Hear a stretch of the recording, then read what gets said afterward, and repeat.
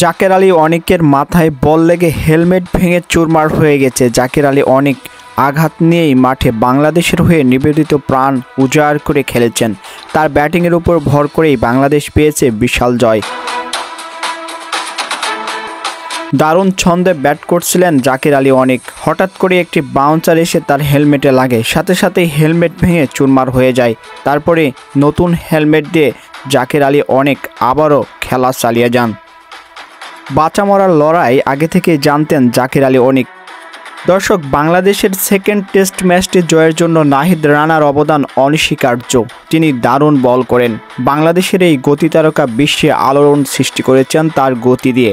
একের পর এক বল করে ওয়েস্ট ইন্ডিজের ব্যাটিংকে করেছেন নাস্তানাবুদ আর তুলে নিয়েছেন ক্যারিয়ারের প্রথম ফাইভার।